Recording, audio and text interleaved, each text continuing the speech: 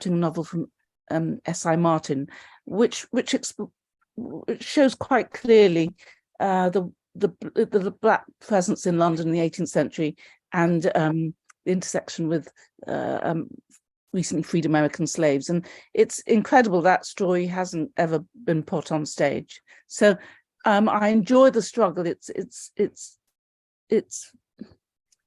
I find there are times with the larger institutions, they often don't see the wood for the trees, which is the operatic form is about exploring stories and telling them in a way that you just can't another way, and that things have moved on so much since the 17th century because of the richness of cultures we have and which we all are part of.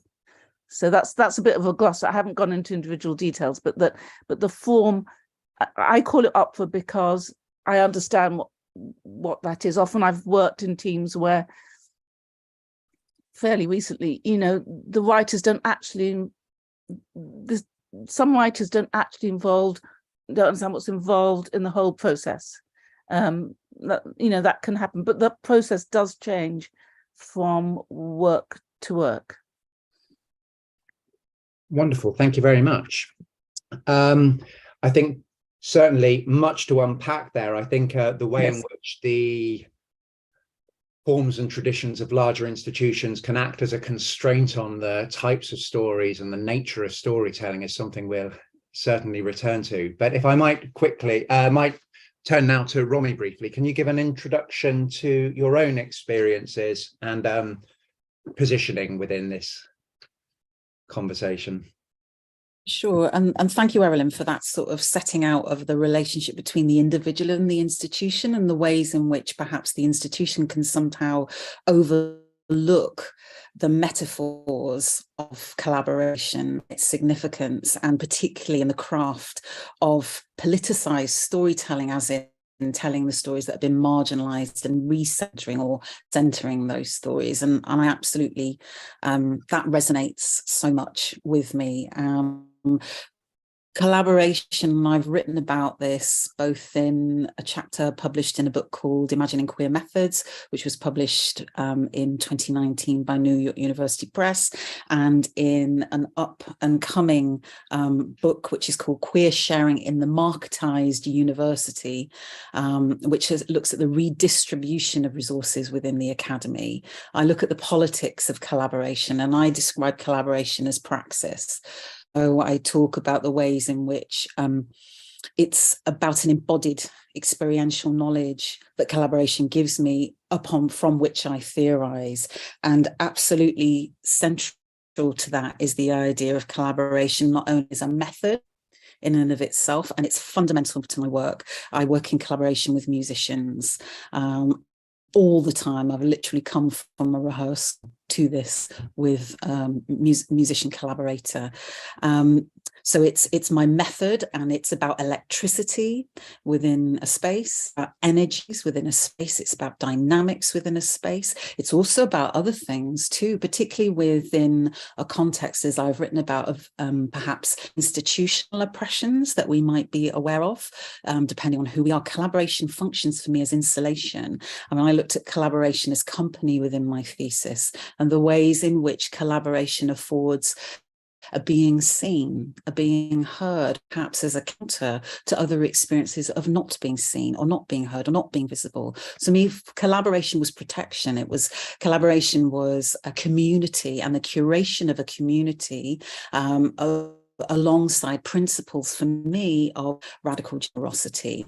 And all those, what I'm wanting to reach towards are metaphors around spark and fire and energy. That's what I from collaboration, is that many heads are better than one. And I love what happens when perhaps I might start off with an idea, but I go into community with other artists and it changes shape, it changes direction. That energy, that's the magic of collaboration.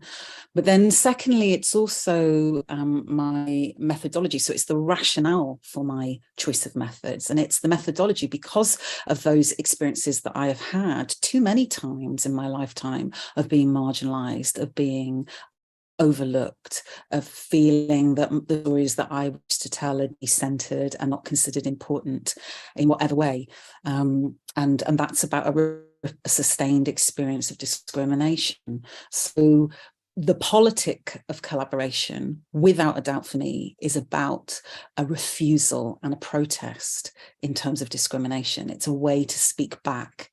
And it's a way, and again, I'm sort of pretty much quoting from what I write, collaboration for me functions as a strategy against the divisionism of discrimination, which seeks to isolate people and people feel as though they are alone with an experience. For me, it's a radical counter to that.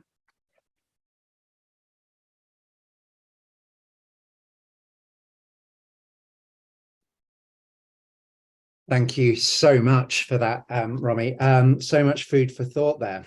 The way in which both of you have framed this, drawing these ideas together, is often in terms of a community of often shared artistic goals and ideals, but butting up at times against the constraints of institutions, the constraints of social and cultural embedded norms. And I'm sure over the next hour, we're going to be digging into this deeper. But if I could just expand the community slightly and ask how these types of interactions, these types of strategies and frameworks operate when working with, so for instance,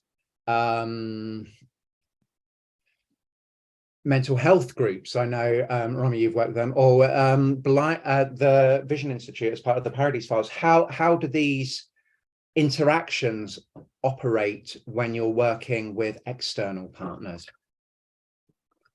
For example, can I just jump in? One of my earliest, as a student, when I was studying for a master's, I worked a lot in care homes, and that opened, that in a way was the most informative thing for me, to realize how music can have such an impact on that basically you go to where people are. And I think, particularly working on the opera with Grey Eye, that was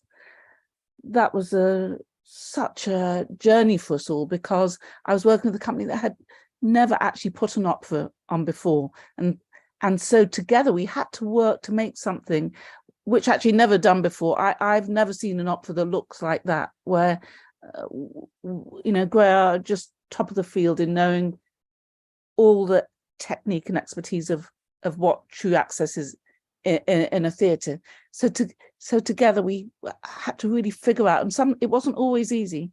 And I found myself sometimes being really conservative, saying we have to retain this part of what we're doing, because this is, to me, that is what opera is. You know what I mean? So where access, and then busted up against the form of opera, which you could say on surface is unintelligible in many ways. Do you see what I mean?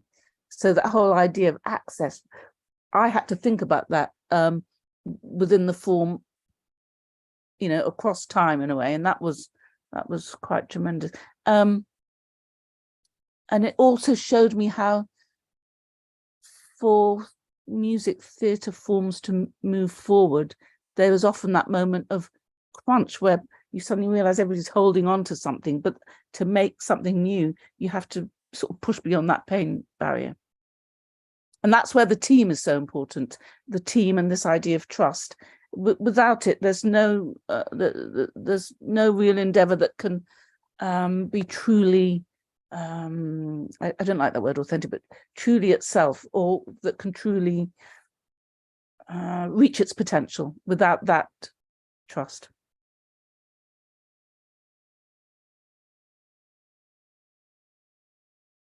So just to pick up on that notion of form, and the ways in which these type of encounters and interactions lend themselves to a rethinking of the form from within, is this a common experience that you have both found in these types of collaborative endeavors, particularly when engaging with the types of stories and the types of experiences that aren't typically represented within the genres in which you work. Yes, do you want to answer that, Romy? Yeah, I mean, I think fundamental to collaboration and genuine collaboration and collaboration that's based on, and I agree with Erilyn totally, trust is fundamental. I'm thinking here about the scholar Adrienne Marie Brown, who looks at activism and community contexts, and love this, and I carry this like a phrase, like a mantra with me. She says, move at the speed of trust. Move at the speed of trust in terms of community activism or community work. And I carry that with me in terms of not only the mental health work that I do. So I've been a practitioner working in mental health context for the last 25 years to use creative writing as a tool for positive mental health and well-being. I work in a perinatal unit. I'm an NHS writer in residence. Over the last 10 years, I've worked with women who are experiencing pre and postnatal depression.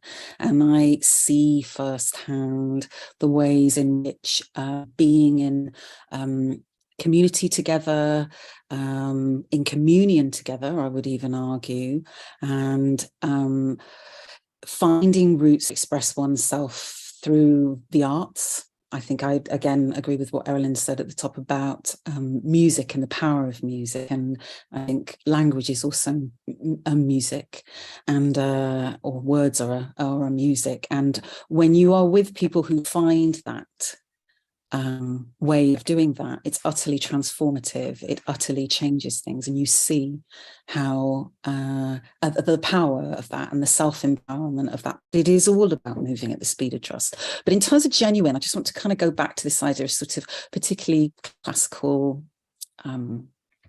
institutions, organisations working with communities, and the notions of ethics around that, because I know that that's obviously within the kind of brief of the sort of conveners of this talk. I think so often when I see it perhaps not being done well, it's when there's a short-termism applied, or it's a kind of just for special occasions. So everything being boxed into, say, Black History Month, for instance. You know, these stories exist, they're global, and they exist for 11 other months of the year. And I understand the politics of Black History Month, I understand its necessity, but the problem is when the programmers and the decision makers decide to overwhelm or overload a month with one particular type of story and imply that the other 11 months the story doesn't matter. And that's the disingenuity, I think, of collaboration when that happens. And I wrote down some words, actually. They're all words beginning with C that feel for me fundamental to collaboration and genuine collaboration. They are care, and I associate that with Erilyn's contribution to trust, and genuine care with a capital C. Community, as in what does that mean to be in community? And that means hearing cacophonous or voices that don't say what it is you want to hear. So can you embrace the voices that are telling stories that you don't want to hear in a process? Because I've seen often the disingenuity be when somebody speaks up and pipes up and says something that's not what the conveners of a space want to hear. That voice is silenced, got rid of. And then consistency. And that doesn't mean that everything needs to be plain sailing, but it does mean that you go back and you don't see it as a one-off attempt at creating contribution. Because again, I think people can often feel dropped, you know, that they were important for her, but what happens to in terms of the ongoingness? And then the other word I have down is constancy. And what I mean by that is, again, not it is what I mean by that is that it's more than once, that there is a developing and ongoing relationship that is being built. Because again, where I see diversity practices within artistic contexts occur when it's not happening well is when people feel exploited and taken from and used, and as though they were important for a moment. And also, you know, often those moments where we talk about community consultation, they often rely on something incredibly important that doesn't begin with a C, it begins with a V, and it's the volunteer. It relies very heavily on people to give unpaid feedback to an organisation or institution. And so I wonder, in terms of a politics of generosity, what if we see those people as what they are, which is another C, consultants. That's what they are. They're consultants, they're community consultants. So it's about value and placing value on embodied experience, on experiential knowledge that those people are giving, and understanding and communicating their value, not thinking we can grab and go.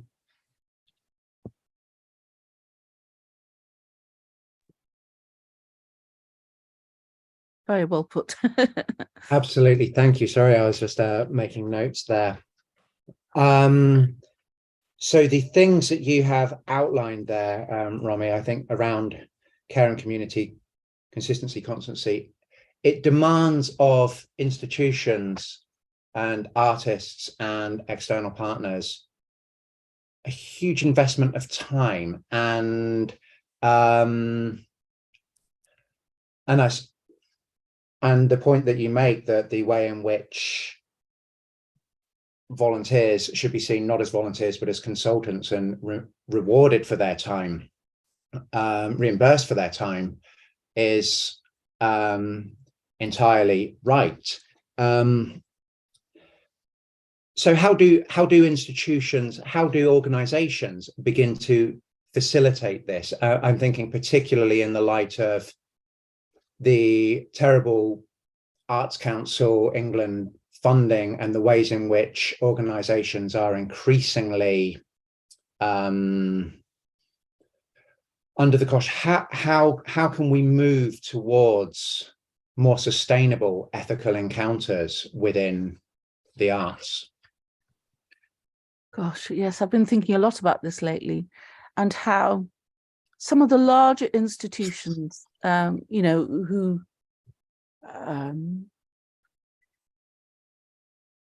they might talk about outreach and bringing in new audiences, but I've noticed they don't pay so much attention to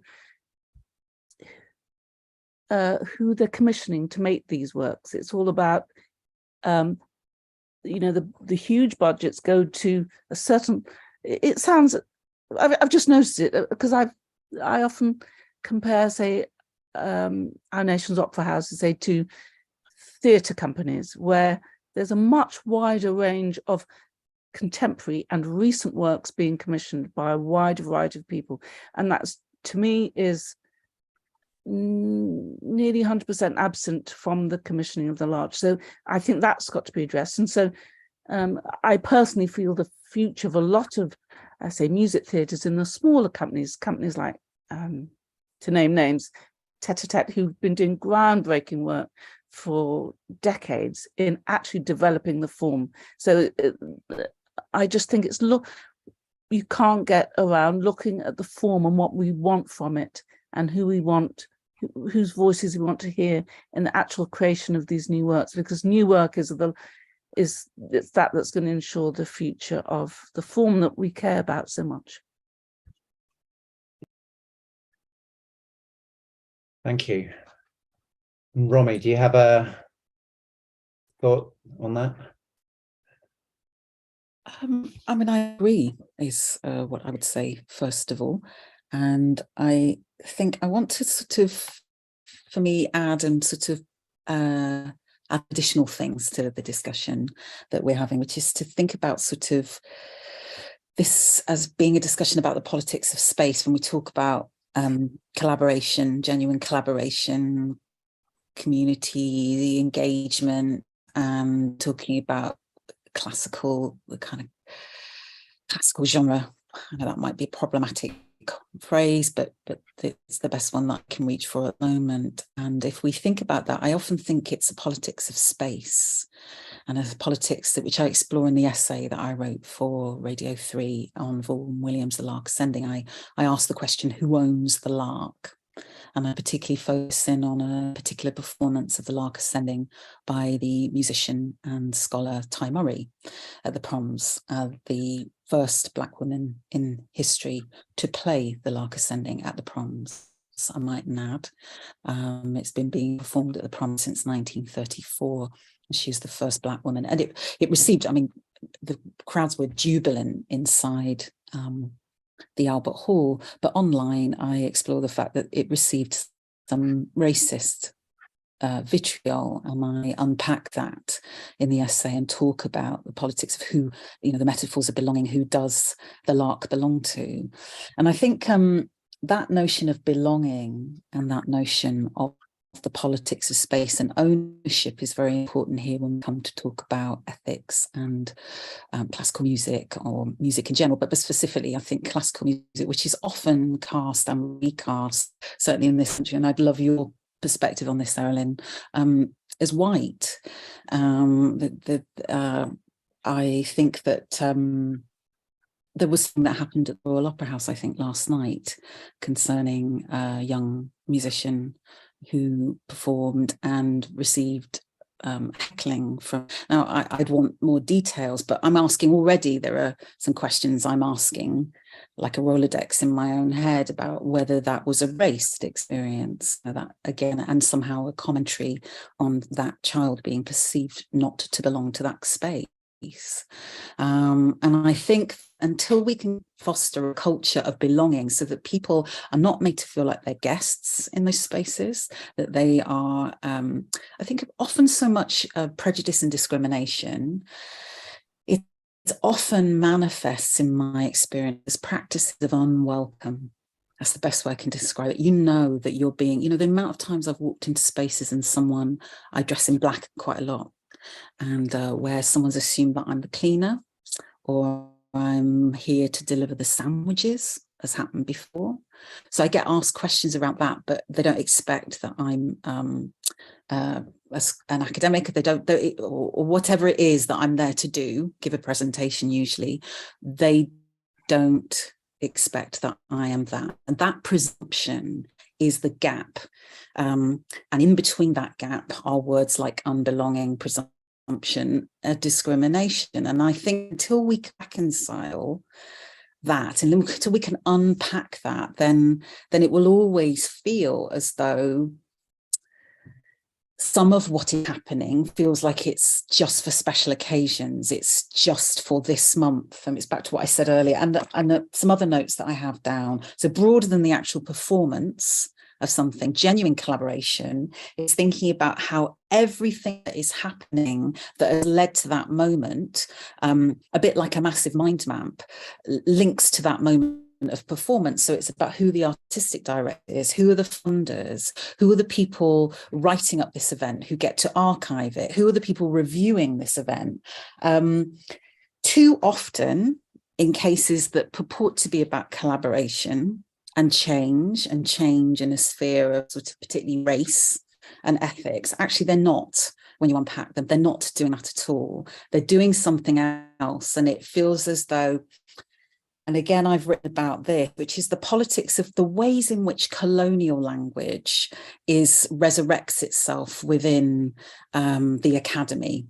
Take that as a starting point, but I think it's this case within wider institutions. So the amount of times I will, particularly within the case of stories that are marginalized and have been decentered by a supremacy cultures, I will often hear the academic who is crediting themselves with raising awareness of that particular story talk about having discovered it.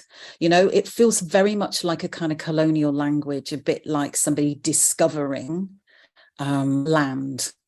And I think so often within academia, what can happen is that there can be, you mentioned a point, Ed, at the top where you said it takes a lot of time to cultivate a relationship with volunteers. And I would say, yes, I think that's true, but it also, whose time is worth more? And if we're genuinely wanting to cultivate a relationship, I would say, actually, it costs a lot and takes time to volunteer and to volunteer your ideas. And that's what I mean about transforming the word from volunteer or community engagement to community consultant, because I think the value system becomes different then when we do that. So I think what I'm trying to say in a long roundabout way is collaboration is about constant reflection over power dynamics and who has power within that power dynamic. And particularly when you're coming as an institutional tenured collaborator is to really look at the politics of that, how you're perceived to people who don't have necessarily as much fiscal power as you, do not have the institutional power that you have. What's your relationship dynamic? And it's to check that.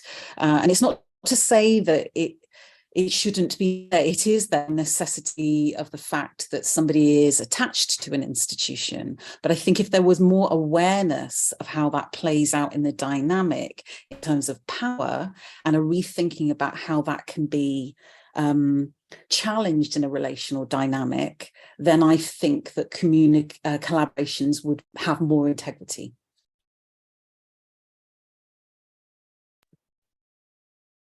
Thank you so much. I've got questions galore, but I am aware I have asked questions galore, and I just want to offer. Lucien was. Yes, Yep. I just have questions about language barriers, and Romeo said language barrier is a challenge during the creation, and I'm wondering, do you worried about the language barrier brings some misunderstanding, or like the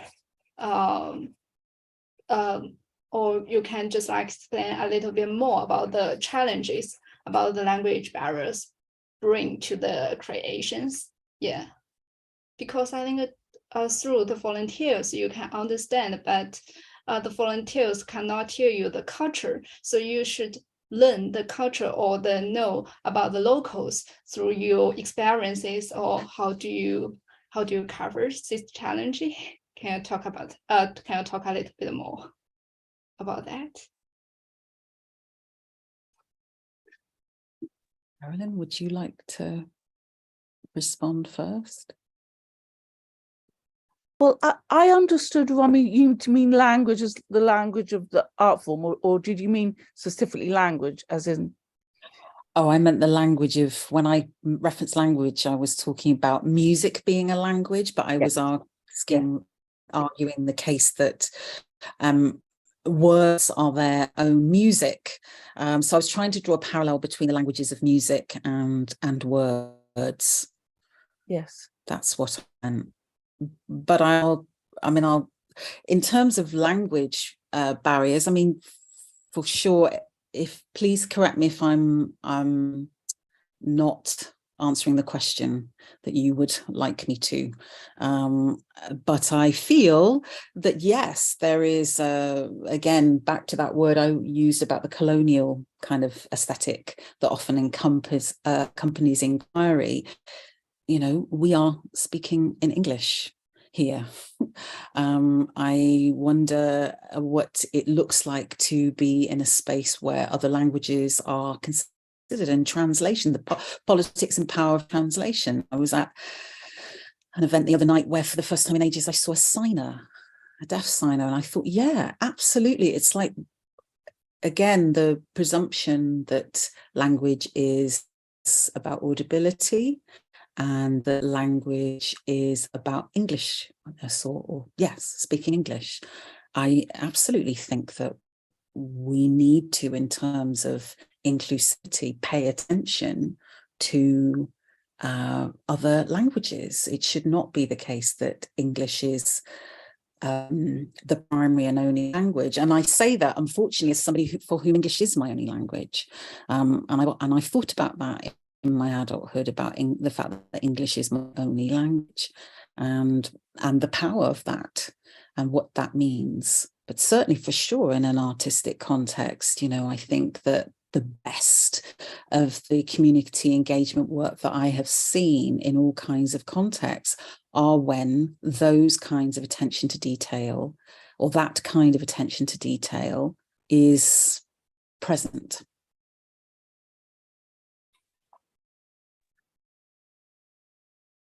If I might just follow that. So you were talking earlier about the spaces in which these collaborations take place. And I guess one of the corollaries of this is that the spaces in which collaborations occur have their own dominant languages, and that can confer particular identities on people as part of that. So even in the simplest form of host and guest and the expectations there. But also I'm thinking perhaps Erilyn in a work like The Powder Monkey, where you draw, if I remember rightly, on Indian and African musical traditions and incorporate those languages in a work that is presented and received within a particular space,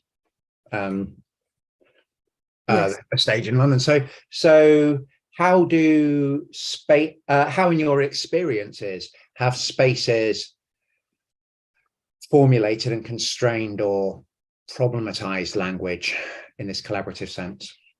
Powder example is a good example of a work where all of us had to just. I was drawing from music which has an oral tradition. So actually, the first performances and workshops were with Jazz Deep, who in fact I mentored him early on, and he was writing a string quartet but wanted to combine the Western and Indian together, and so we developed a really good friendship. And in this work of mine, I had kora and I had sitar and djembe, and the fact of the matter, this is centuries and centuries long, older traditions than the Western classical tradition, and so I had to find a way of notating and find a way of working with musicians very directly, so that we could use a combination of Western notation, but also improvisation, but also really fixed points in the music of things that we needed to hear very precisely. And I find I seem to do that with a lot of my operas. Even Dido's Ghost has, I use electric bass guitar and percussion instruments that don't actually North African, all combined with Baroque period instruments. I like that. I like bringing those things together, and so that means the whole performance. We have to find a way of incorporating, what might seem on the paper to conduct like a huge problem. By the end of it, Dunedin Ensemble say, "Oh, why can't we always have an electric bass guitar?" Because actually it works. But it's like you have to find the language of the form, and then, the language of, say, in the case of the Grey Art for Paradise Files, how do we, we had most incredible signers. Actually, we didn't have, and we had surtitles, which in themselves were like little films, as well as a lot of people on stage creating what was, in a sense, a new choreography for opera. So yes, so it's I always feel to open up the form to things, and I've often made mistakes, but I carry on those problems to the next thing. Think, how can we bring often the vernacular in with this very arch, often quite stultified language. Can I comment back? Would that be okay? So, Erilyn, as you were talking, one of the things that I think feels, and just that description of your work, what I hear is that you are crossing borders all the time in the ways in which you curate the parts of a piece of work, and that feels like those crisscrossings, those moving across borders feel so important, and they feel politically so important as well as artistically so important, because it pushes I think one of the things that feels so important about it is that we live in a society which wants borders, quite literally. We live in a West that desires borders, and to keep people out. So much of what I'm hearing you describe is a practice and a politic of bringing things in. What happens if we put the kora and the sitar together? What does that sound like? And let's embrace that music. And the thing about it is, for me, the starting point has to be, I'm doing this so that we can tell the story correctly, rather than, I'm just going to put these instruments together. So, like, for example, in Dido's Ghost, where Henry Purcell, Dido, folds into my opera. From the outset, I said to the Barbican, Dido has to be black. And the commission said, "Oh my gosh, I hadn't thought about it. Of course, Dido's black, but just because we're so used to seeing Dido not black in productions, but she's an African woman."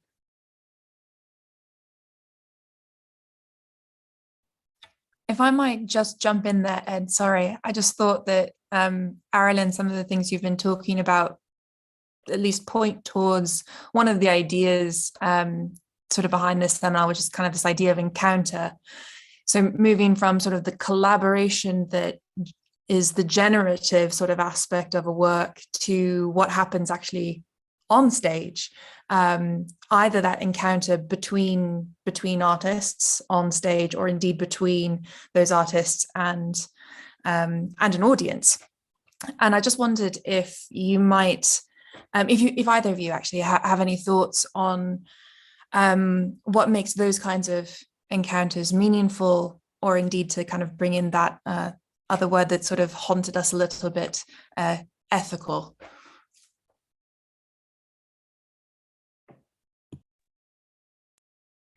I'll just say something very quickly, because Romy, but I love what you said, Romy, about energy, and an audience will always know when that energy is operating truthfully. Yeah, I think that's a great point, and I think a performance or a project, a performance-based project, is never just about the experience that you have on stage. It is about everything that's led up to that point, and that's what can make it a joy or not, is everything that has happened dynamic-wise.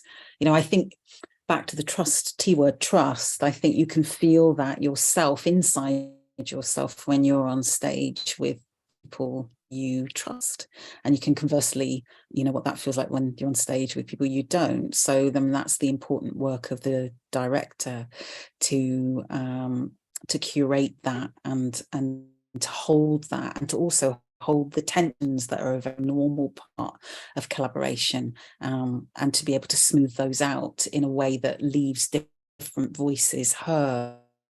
I think that you talked about ethics haunting the discussion. Well, ethics is really more than haunting it. It's on the tin. It's part of the intention, isn't it? The motivation of this kind of event is to look at ethics, and therefore I think in terms of performance work, I wrote down a few notes. I've just put that all performance is collaboration.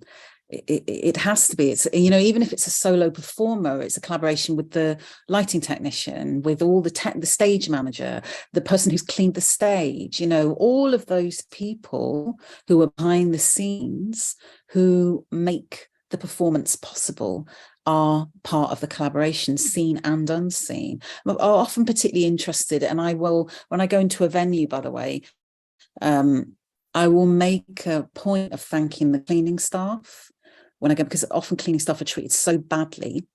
Often, I notice in this country, again, Arilyn, I'd love your perspective on this, disproportionately, I often notice that cleaning staff are black within institutions, both academic institutions and other types of arts institution. I notice that. And that is also another reason why I'm mindful when I go into those spaces to A, clean up after myself, and B, to say thanks. Because I guess if you, and you will know way more about this than me, but if you're a singer and you go on stage and that stage is dirty and it hasn't been swept or cleaned, you will feel that if there's dust in your throat and you're trying to reach those notes. So the collaboration is integral in every single direction to what happens on stage. It couldn't happen. Theatre of any kind could not happen without that collaboration. And I think, I think that is what you acknowledge as somebody who is making creative work within performance spaces, that everybody play a role in that night, in that event, seen and unseen, and needs to be acknowledged as such. And the best of spaces will acknowledge their cleaning team.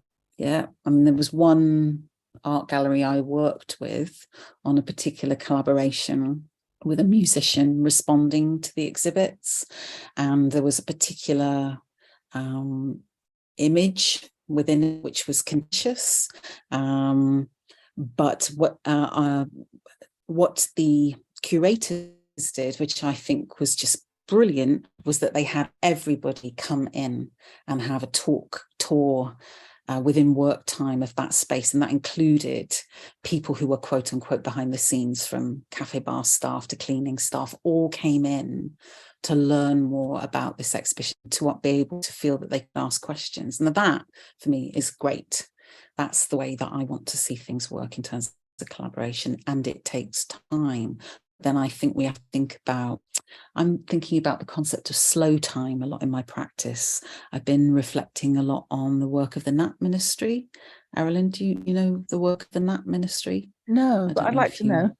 Yeah, I just think she's wonderful. I mean, that ministry advocates rest for Black women, and particularly looks at the ways in which racialized capitalism often pressurizes Black women to perform unpaid labor still, but Black people, people of color, to perform acts of unpaid labor. And so as protest, she advocates rest for Black women. And it's really interesting to see the kinds of things that she posts.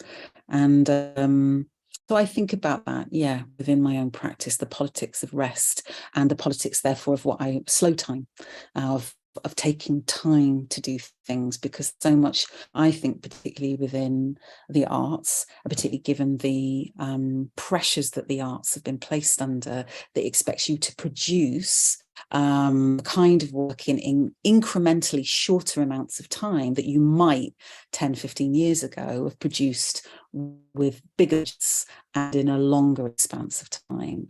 And that has to come out somewhere in the body. And that's of interest to me. So, yeah, rest, slow time.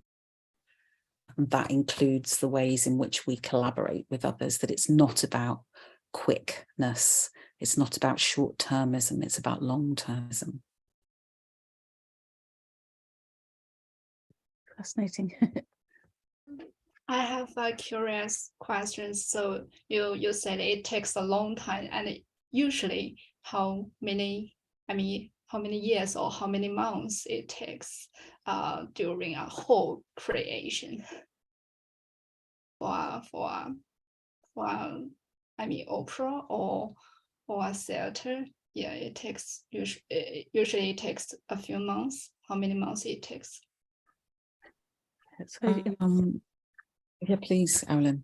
I mean, what I would say is, since George Floyd was murdered, any person of color working in the arts had to either work very, very fast or turn down a lot of work. So in the year that George, as I said, I wrote 3 operas, but also I had to arrange something for the last night of the proms, and I had 3 weeks. I was given 3 weeks to do it. So I'm a very quick person, but I know that sometimes commissions are set up, and if you're not careful, they're set up so that you can fail.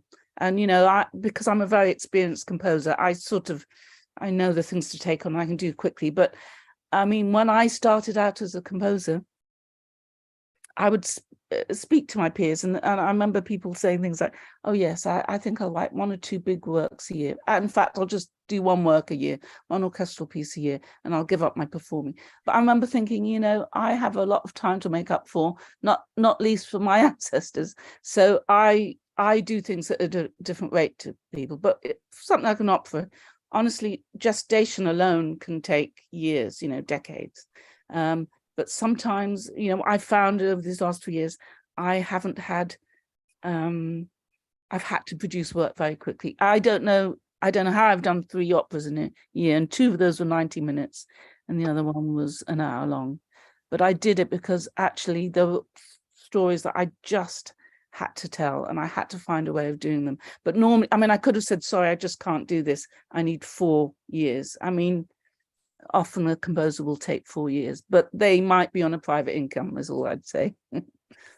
But it's I feel this burning desire to to tell these stories. They need to be told, and as many of us as possible need to be telling them. But I do see a mismatch with sometimes the commissioning, particularly recently. It's so easy for creatives not to be given enough time. It is a problem.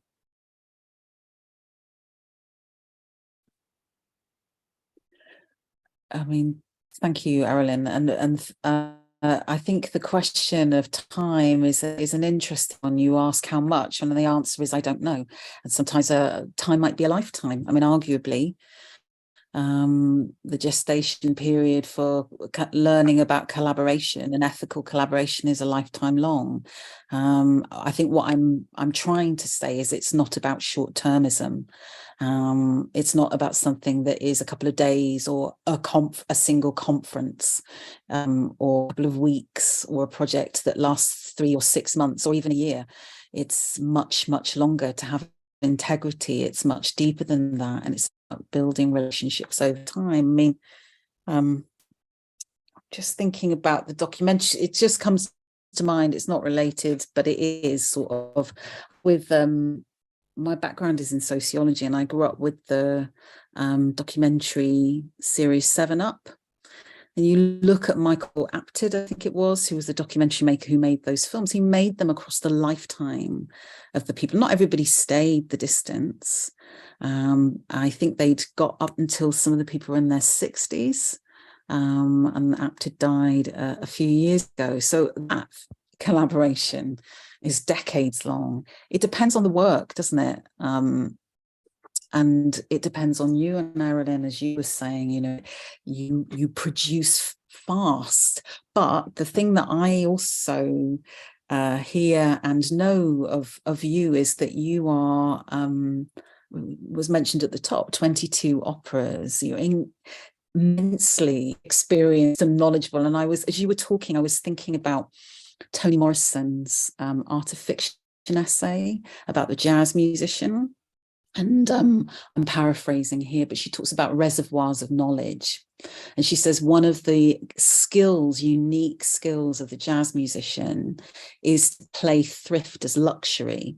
And what she means by that is the jazz musician might play a fragment, a tiny piece of something, but behind that tiny piece of something are reservoirs, are libraries of knowledge that lead to that point. And that's what I hear when you talk, Arilyn, is that behind the 3 operas, 2 of which are 90 minutes that you wrote in the last year, are years of experience, of honing craft, of reading books, of traveling, of talking to people, of all the positional experience that you have. They're behind that. It's never just about the moment.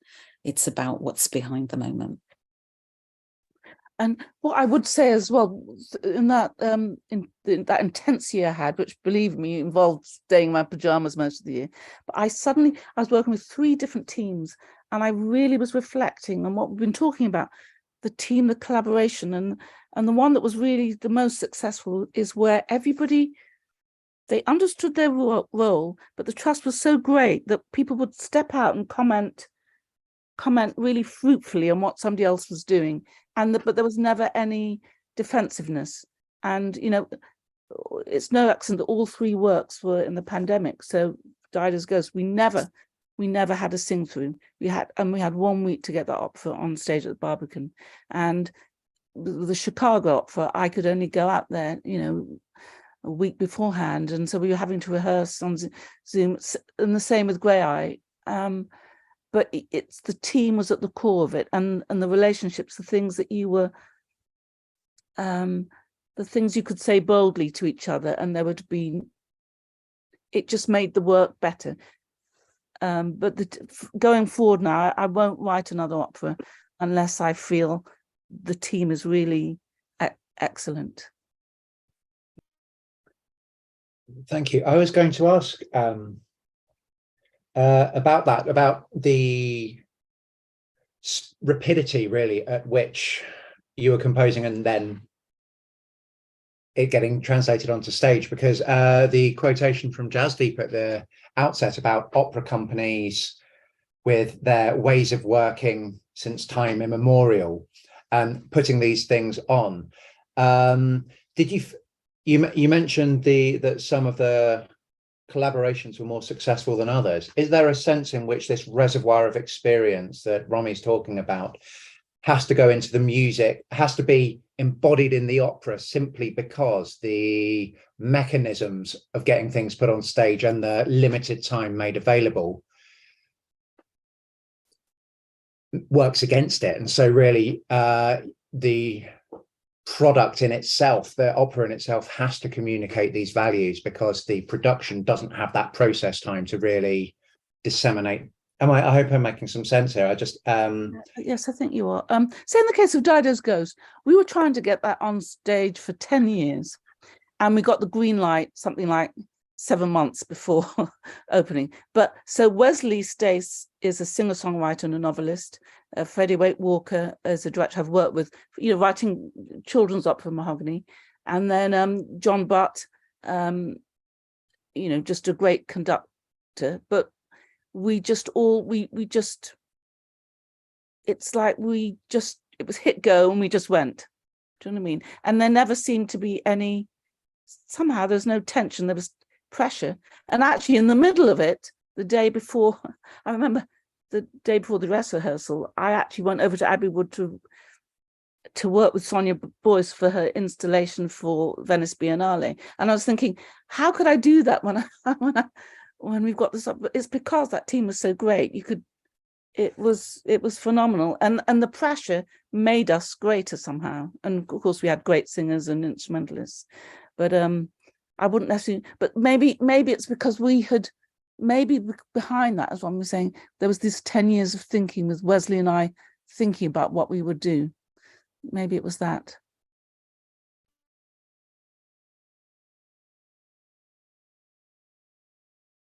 Thank you.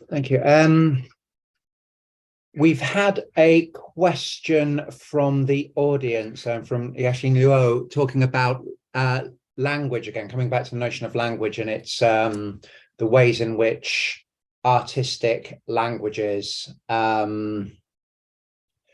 relate to culture. And so the question asks, what's your opinion on the uniqueness in terms of its approach and function of music composition in terms of staging, ethics and decolonizing compared to the written word or visual arts body movement? Is there something specific to music here? Does it work? How?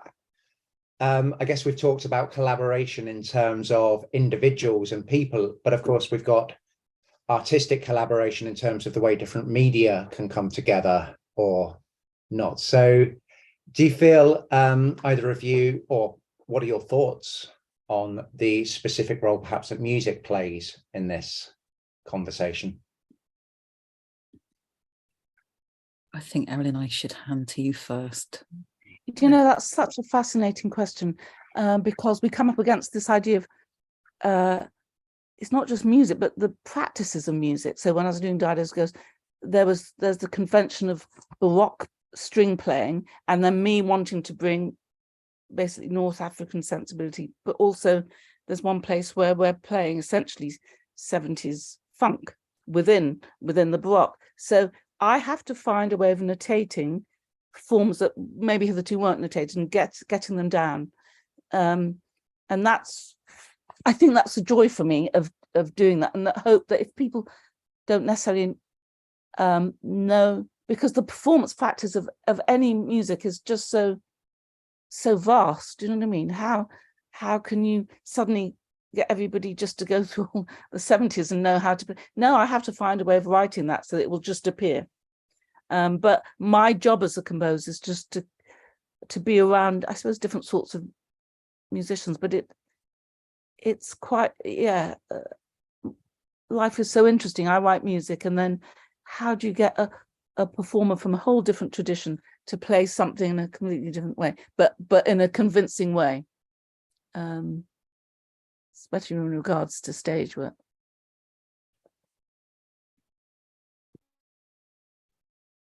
And of course, that bringing musicians in brings another layer of relationship and collaboration and trust and giving the trust to the musicians and the agency to make their interpretative decisions as well. This was something that we've touched on in previous seminars, Jazz, talking about the musicians from the different traditions and the embellishments that they brought to Orpheus. So thank you. So we've covered.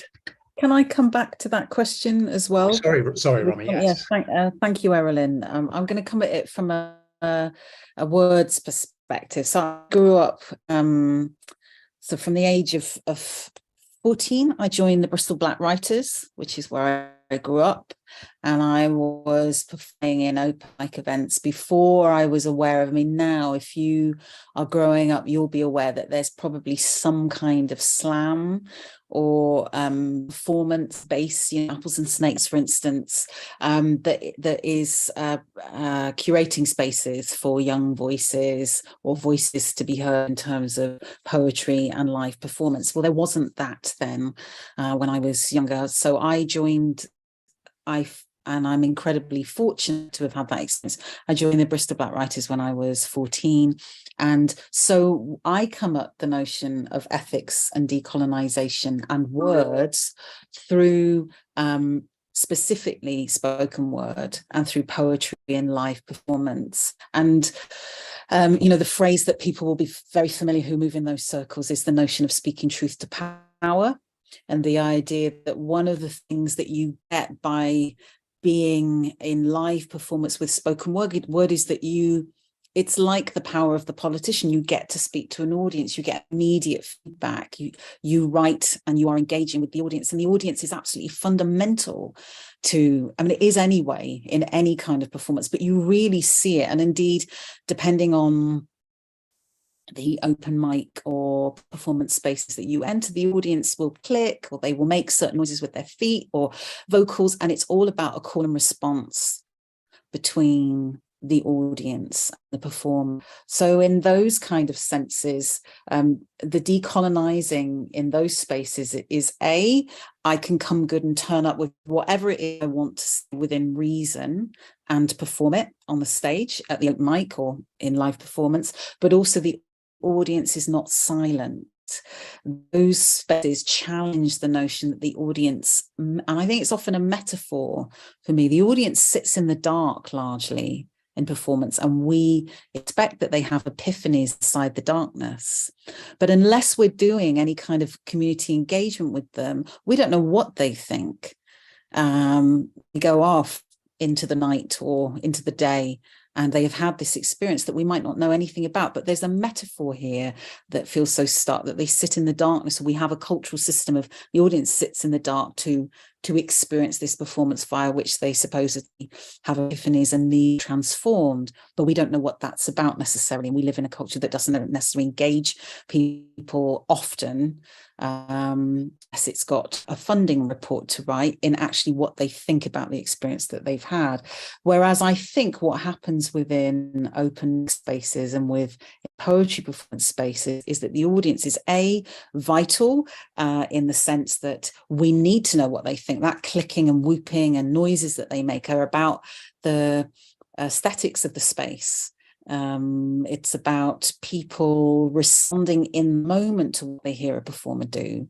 And often I've seen in some cases where performers can come in with actually what isn't a great poem, but they can create a performance that is spellbinding by their ability to relate to the audience and to be able to conjure just a sense of warmth and rapport with an audience. And for me, that's all about challenging perhaps structural power dynamics within live performance.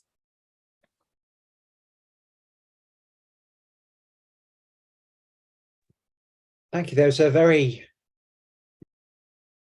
powerful point there, that actually audience reactions are often found out after the event, and less so understanding the diverse communities whose stories might be being represented by these newer forms, or indeed represented in the older forms.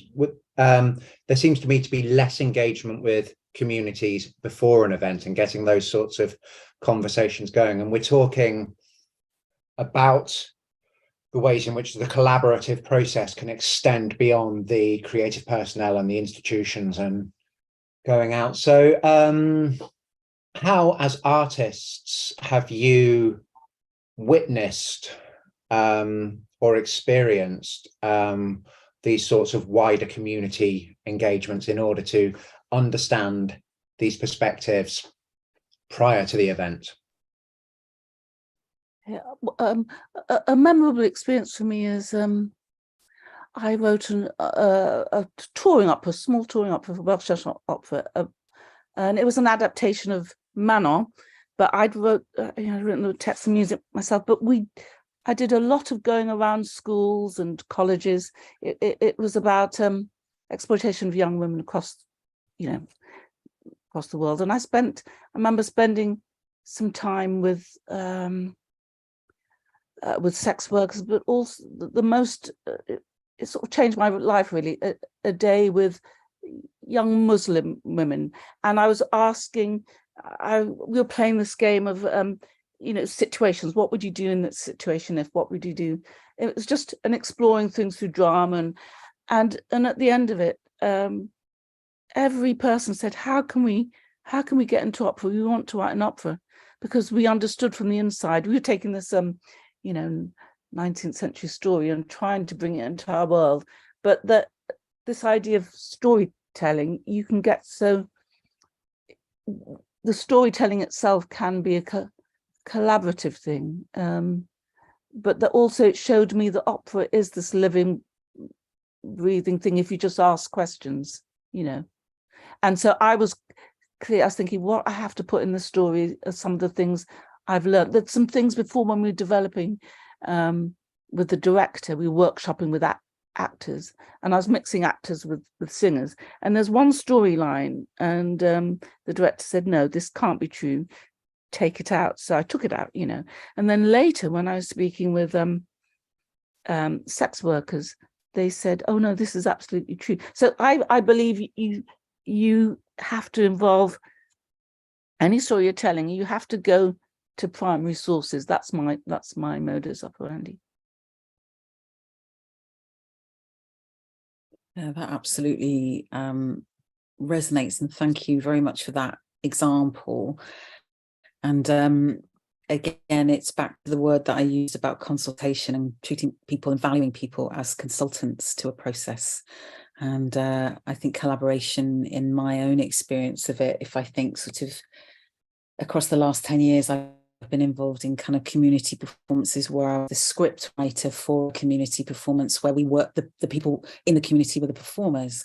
So, and it were the script was based on their stories around a particular theme. So there was a whole of R&D for several months, working with those performers, some of whom had never performed at all before to an audience, and it involved an interview process, and it would involve me as a writer observing the rehearsal process, but also interviewing people one-on-one. And interviews as a method is something that I use all the time. I used it prior to beginning a PhD. I've used it since, and the thing I'm working on, which I can't talk about at the moment quite yet in detail, is that I'm working on a new a piece which is a collaboration with I can talk about this, Roderick Williams, and that piece is involving me. I've already done, I think, 15 interviews with people, specific people, to give me different vantage points upon a particular subject, and I'll be referring to those in the text that I write that will be sung.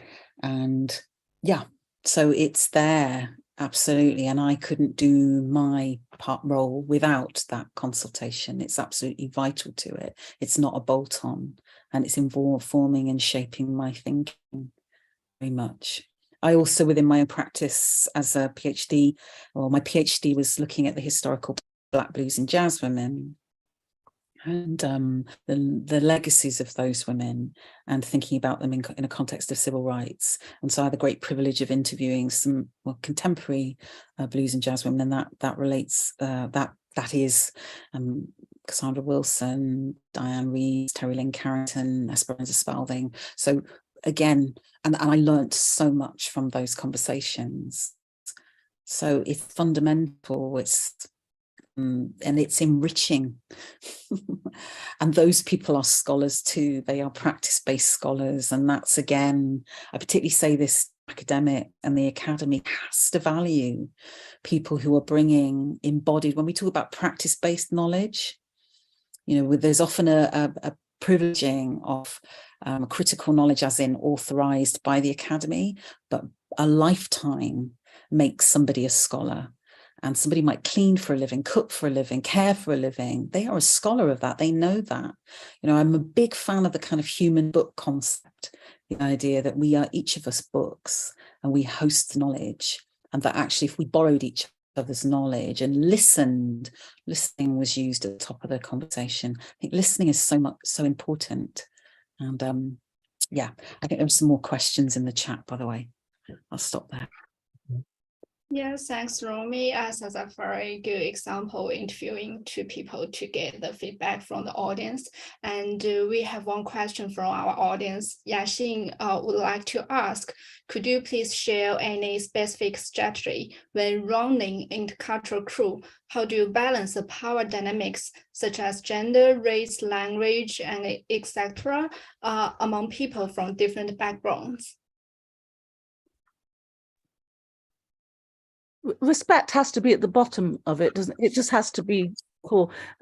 Sometimes I've been in situations where there's that top-down approach where an institution might put a team together, and then maybe there's an expectation of a certain hierarchy, and it's come from the top. And the best collaborations is when people actually are left to get on with their work.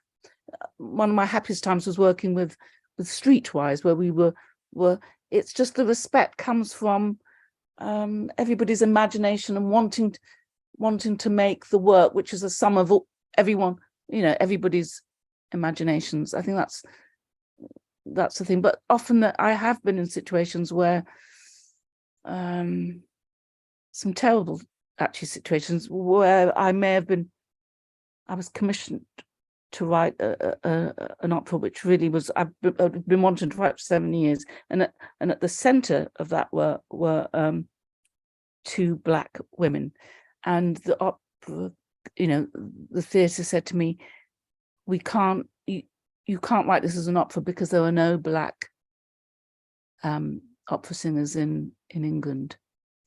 And that was a little bit of a shock. Do you see what I mean? So where I was commissioned to do something, and then you realise that actually the very institution couldn't countenance Black singers.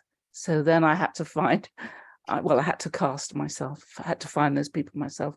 But it often, and it doesn't happen all the time, but sometimes you'll get a shock when you realise the compromise. There's going to be terrible compromise with that team because there's something happening up on high. Their expectations are essentially, you know, unequal.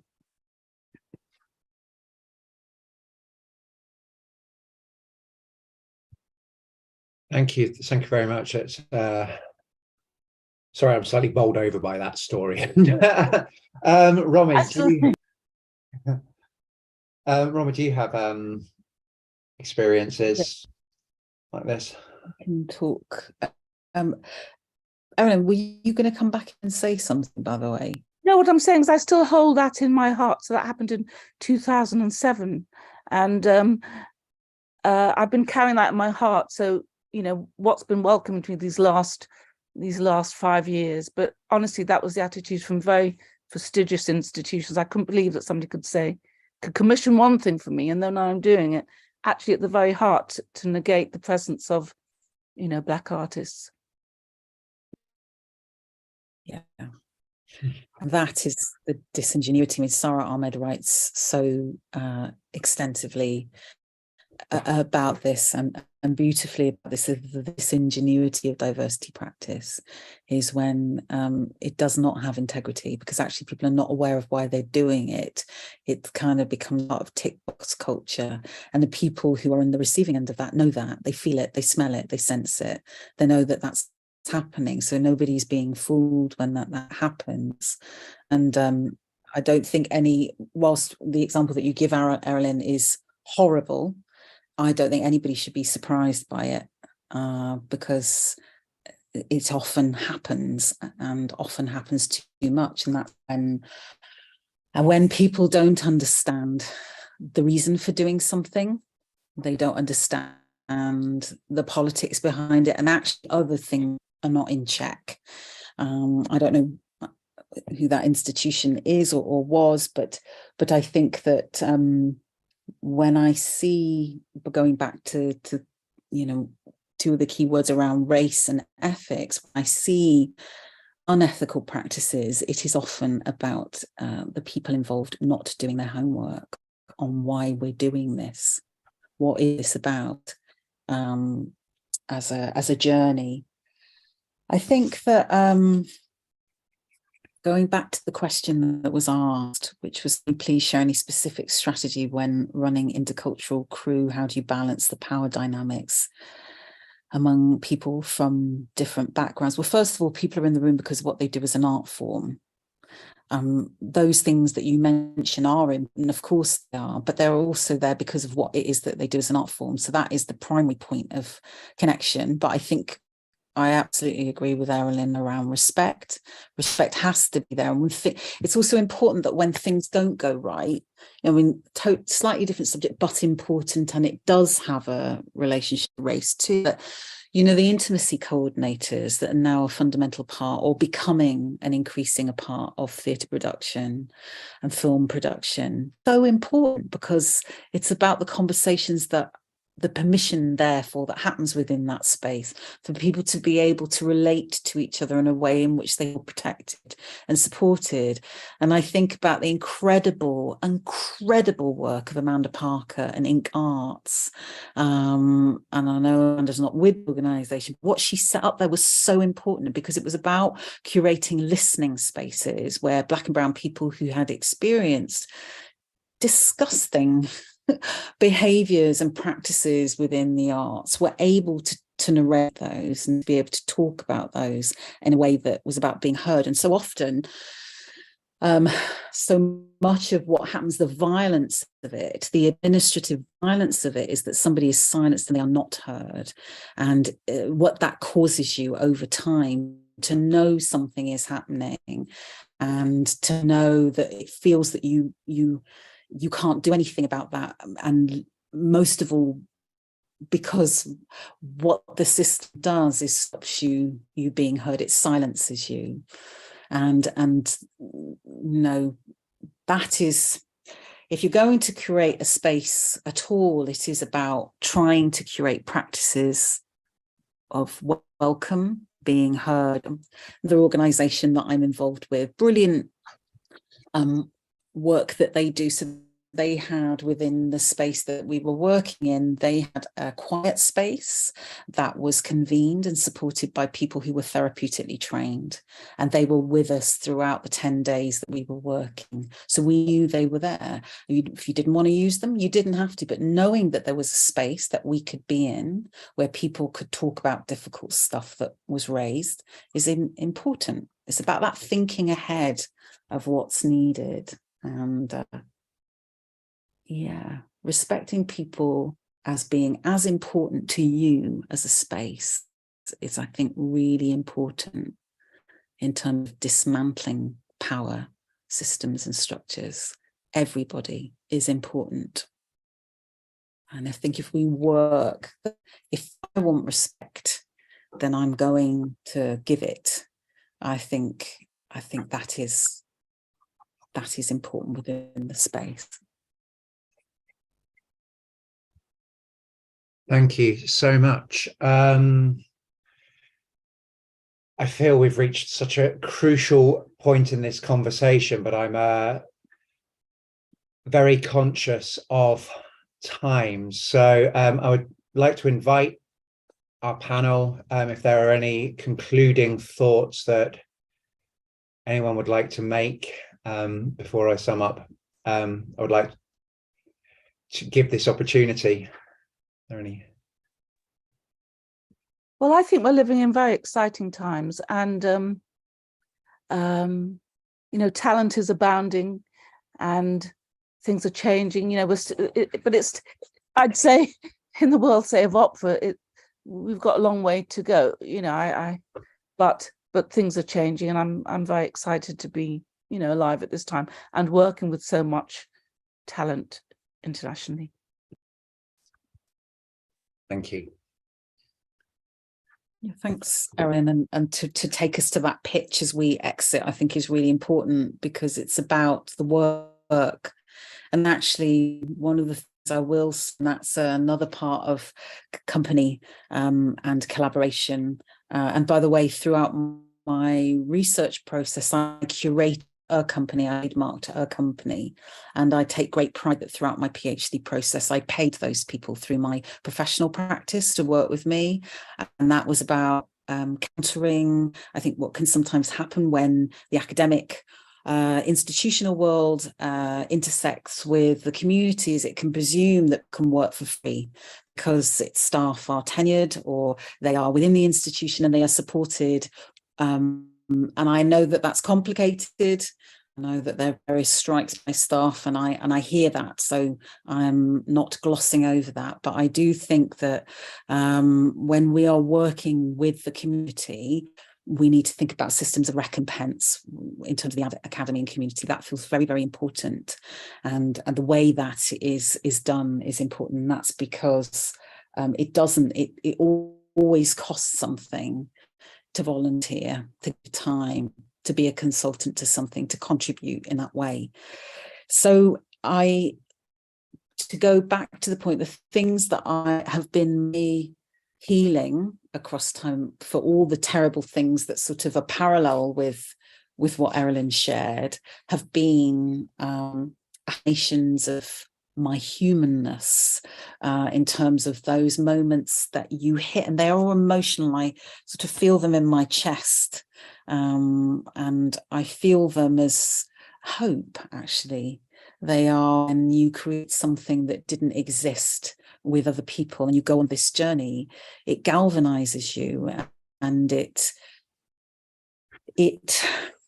mentally and spiritually, its energy is the place that I want to live. I mean, there's nothing like being inside a studio process or rehearsal process when everything is working with a kind of particular energy, and a quality of experience feels magical, and it feels transformational. And I feel, as a counter to some of the difficult things that we were just talking about, of which I've experienced far too many of them in my life, I feel that the collaborative work that I'm doing, the projects that I'm engaging with, are the counter to that, and I feel grateful for them. Wonderful. Thank you both so much. And with an eye on time, I'm going to bring feels like a premature close to proceedings, but I would just like to note that the title of this series, telling operatic stories, I think what today's session has done is really demonstrate that the stories around opera are not just the ones on stage, but they're the stories of the personnel involved in staging it, in attending it, in organizing it, in marketing it, and thinking about it, in preparing stages and places and spaces where opera can happen. And I think today has done much to open up these wider stories as a topic of conversation. And I think it's brought attention to one of the words in our subtitle of the series, authenticity. It's about a truthfulness, a respect, and integrity in how these stories are gathered, heard, and presented. So, Erin, Romy, Thank you so much for your insights and contributions today. It's given us so much food for thought, and thank you indeed to all of the audience who have attended. Our next session is going to be on the 8th of December, where we look at operatic stagings of older problematic stories. So thank you all ever so much, and I look forward to seeing you in future events. Thank you all. Thank you. Thank you. Thank you. Thank you. Thank you. Thank you, everyone. I'll be in touch shortly. I'm afraid I have to